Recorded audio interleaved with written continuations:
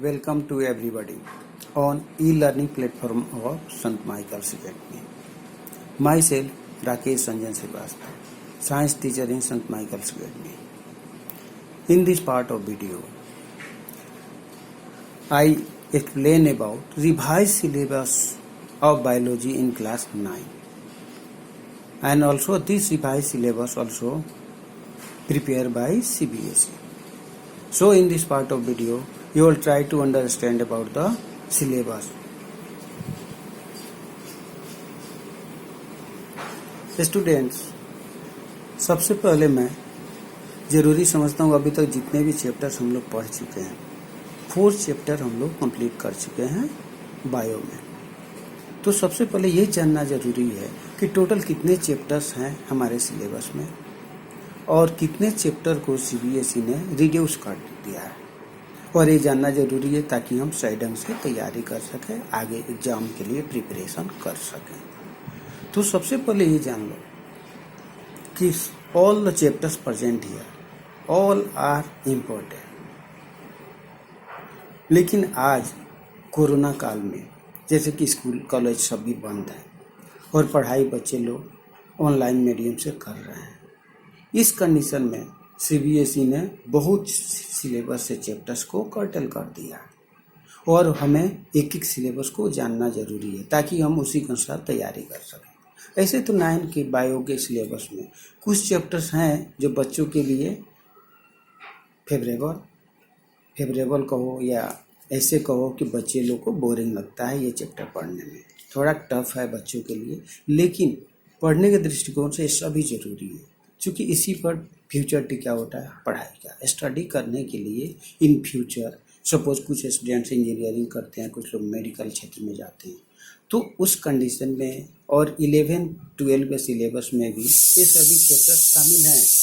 लेकिन इस साल 2020-2021 के सिलेबस में सीबीएसई ने इन चैप्टर्स को हटा दिया है। इस कंडीशन में हम तो इस साल तैयारी के लिए कुछ ही चैप्टर पढ़ेंगे ताकि हमारा सिलेबस कंप्लीट हो और एग्ज़ाम की तैयारी कर सकें।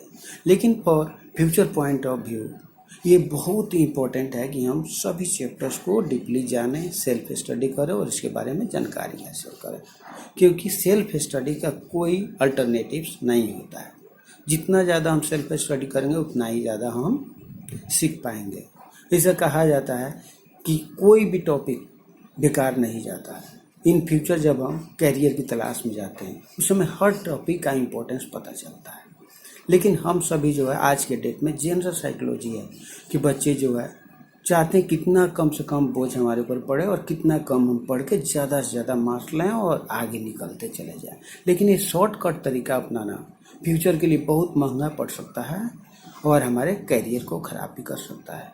तो ये ज़रूरी है कि हम लोग अपने फ्यूचर को देखते हुए हर इम्पोर्टेंट थिंग्स को सही ढंग से समझें और उसका उपयोग करें। तो अब हम आप लोग को एक एक चैप्टर के बारे में बताने जा रहे हैं। कौन कौन से चैप्टर? सबसे पहले ये जानो कि 9th की बायोलॉजी में 6 चैप्टर्स हैं। पहला chapter the fundamental unit of life, second tissue, third why do we fall ill, next diversity in living organism, next improvement in food resources, now last natural resources. आज के date में केवल 2020 और 21 के लिए सीबीएसई ने जिस चैप्टर को रखा और जिसको छांटा उसके बारे में हम जानेंगे। तो आप लोग यही जान लो कि सबसे पहले पहला चैप्टर जो है the fundamental unit of life, ये चैप्टर हमारे सिलेबस में है इस साल। सेकेंड चैप्टर है टिश्यू, ये भी हमें पढ़ना है। ये दोनों जो बहुत ही इंपॉर्टेंट चैप्टर है। और तीसरा chapter why do we fall ill, ये भी चैप्टर सीबीएसई ने रखा है इस सिलेबस में। तो ये 3 चैप्टर बहुत ज़्यादा महत्वपूर्ण है और सभी चैप्टर इस सिलेबस में रखे गए हैं। अब आती है बात 4th chapter diversity in living organism, ये चैप्टर को हटा दिया गया है सीबीएसई के द्वारा केवल इस सेशन के लिए। नेक्स्ट चैप्टर है इम्प्रूवमेंट इन फूड रिसोर्सेज 5, ये भी हटा दिया गया है। तो आप लोग फ्री हो गए इस चैप्टर 4 और 5 से, जो कि इस साल के सिलेबस में नहीं पढ़ना है।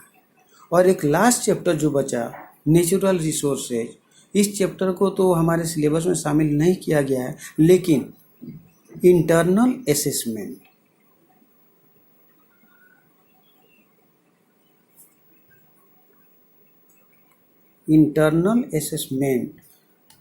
में इसको शामिल किया गया है और इस पर मार्क्स भी रहेंगे।